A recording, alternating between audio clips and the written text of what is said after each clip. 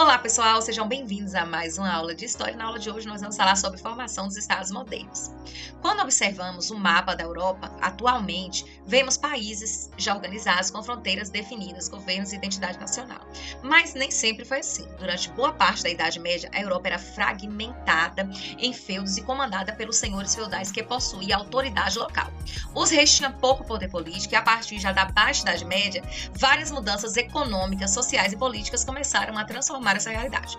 O comércio cresceu, as cidades desenvolveram e os reis passaram a centralizar o poder. Este processo deu origem aos estados nacionais modernos, como Portugal, Espanha, Inglaterra e França. Mas o que é um conceito de nação e de estado? O que é realmente um estado?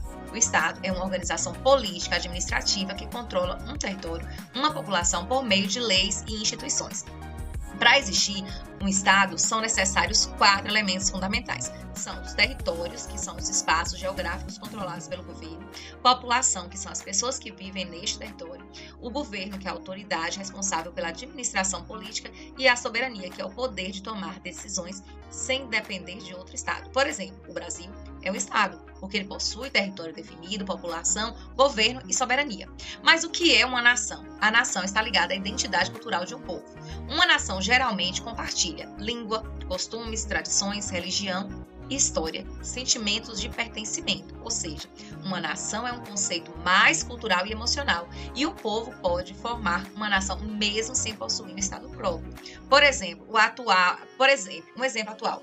O povo atual é o povo de Curdo, que é um mini país que possui identidade cultural própria, mas não possui um país independente, diferente entre estados e nações. O estado é político, a nação é cultural. Um estado pode reunir várias nações e uma nação pode existir sem o estado. Mas o que foi a crise do feudalismo dos estados e a formação dos estados modernos? Durante a Idade Média predominava o feudalismo. Nesse sistema, o poder era centralizado na mão dos senhores feudais, que dominavam suas terras, a economia era agrária e o comércio era limitado. Os reis tinham pouca autoridade, mas entre o século XI e o século XV, o feudalismo começou a entrar em crise. Fatores que enfraqueceram o feudalismo: o crescimento do comércio, as cruzadas que reabriram rotas comerciais entre a Europa e o Oriente, e as cidades cresceram e surgiram uma nova classe social, que era a burguesia. O fortalecimento da burguesia.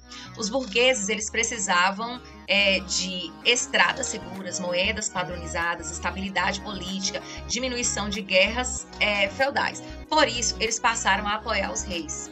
Aí começaram as crises sociais e econômicas. A Europa sofreu fome, guerra, revoltas camponesas, epidemias como a peste negra, e isso enfraqueceu ainda mais os senhores feudais. Mas o que era a base dos estados modernos? Os reis, eles aproveitaram essa crise para ampliar o seu poder. O Estado moderno foi construído sobre algumas bases principais: centralização política, e o rei começou a retirar os poderes dos nobres feudais. Antes, cada feudo tinha as leis próprias. Depois, o rei passou a criar leis válidas para todo o reino e a formação dos exércitos nacionais. No feudalismo, os nobres possuíam exércitos particulares. Com o Estado moderno, o rei criou o seu exército permanente. Soldados passaram a obedecer diretamente ao monarca, ao rei, e isso aumentou muito o poder real. Cobranças de impostos, e os reis começaram eles passaram a arrecadar impostos nacionais. Com esse dinheiro, eles financiavam o exército, a burocracia, as obras públicas, a guerra e a unificação monetária e jurídica, que é a unificação de uma moeda só fortalecida. Os reis criaram as moedas nacionais, os tributos reais e as leis unificadas. E isso facilitava o comércio e fortalecia o governo central. E, em prol disso, veio o absolutismo, que é o absolutismo monárquico. O que é o conceito de absolutismo monárquico? O absolutismo foi um sistema político que o rei concentrava quase todo o poder, os poderes do Estado somente para ele. O monarca controlava o exército, controlava as leis, controlava os impostos, a justiça, a administração. Os reis absolutistas, eles afirmavam que a sua autoridade deveria ser obedecida sem questionamentos. E aí, em prol disso, veio os teóricos absolutistas. Nicolau Maquiavel era um deles. Nicolau Maquiavel viveu na Itália durante o Renascimento. Em sua obra O Príncipe, ele defendia que o governante deveria agir de forma prática para manter o poder e garantir a estabilidade do Estado. Segundo Maquiavel, o governante não deveria agir apenas pela moral religiosa. Às vezes seria necessário usar força, estratégia e até violência se fosse necessário. As famosas ideias associadas a ele é: os fins justificam os meios. Embora essa frase não apareça exatamente dessa forma em suas obras, ela resume bem o seu pensamento político. Depois de Maquiavel veio Thomas Hobbes. Thomas Hobbes, ele acreditava que o ser humano é naturalmente egoísta e competitivo. Sem governo haveria caos e violência. Ele chamou isso de estado de natureza e em sua obra chamada Leviatã, ele defendeu que as pessoas deveriam entregar parte da sua liberdade ao rei para garantir a segurança e a ordem.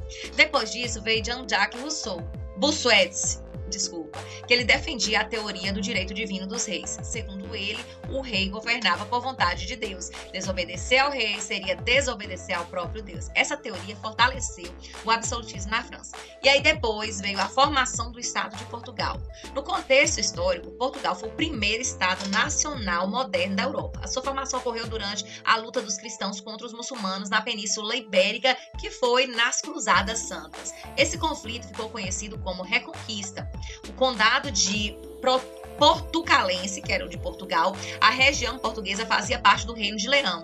Com o tempo, o condado portucalense ganhou autonomia e independência de Portugal. Dom Afonso Henrique, ele liderou essa batalha contra os mouros e proclamou a independência portuguesa no século XII.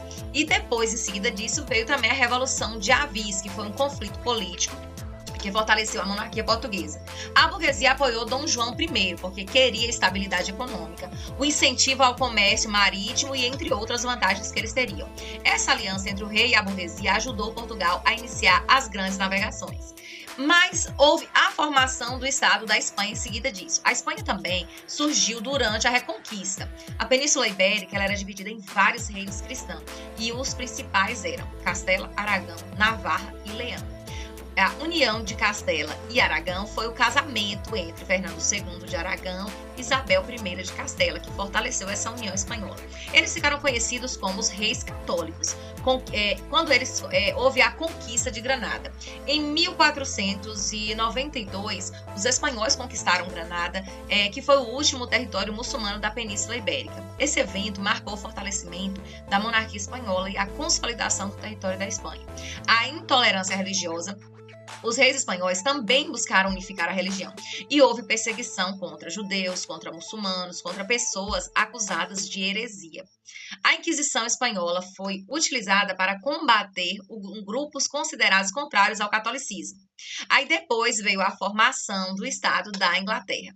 Na Inglaterra, o fortalecimento da monarquia ocorreu após vários conflitos internos. A Guerra das Duas Rosas foi uma das disputas mais influentes entre duas famílias nobres, os Yorks e os Lancaster. A guerra enfraqueceu a nobreza feudal, a dinastia de Tudor, e após a guerra surgiu a dinastia de Tudor, que foi Henrique VII, que fortaleceu o poder do rei e reorganizou o país. Henrique VIII, ele rompeu com a Igreja Católica. Vocês lembram que eu expliquei no último capítulo que ele rompeu com a Igreja Católica e criou a Igreja Anglicana, porque o Papa não autorizou o seu divórcio. Então ele criou a Igreja Anglicana e com isso ele confiscou as terras da Igreja Católica, aumentou o poder da monarquia inglesa. Depois, em seguida disso, veio a formação dos estados da França. A França passou por um longo processo de centralização. Após a Guerra dos 100 Anos, que foi um conflito entre França e Inglaterra, entre os séculos XIV e o século XV. Os conflitos iniciais, a França venceu... Apesar dessas derrotas iniciais, a França venceu essa guerra.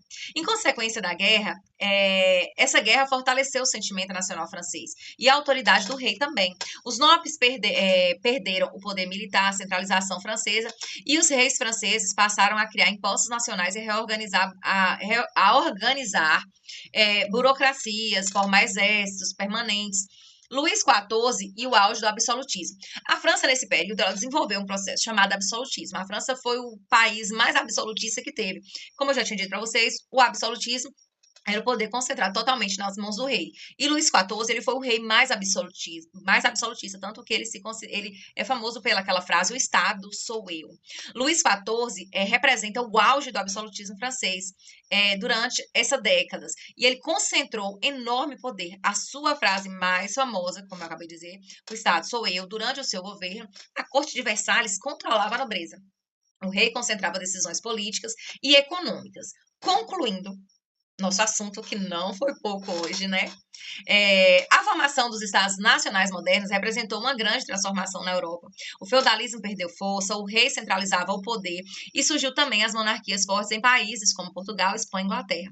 Este processo também esteve ligado ao crescimento do comércio e ao fortalecimento da burguesia e ao absolutismo monárquico. Assim nasceu a base política dos Estados modernos que existem até hoje.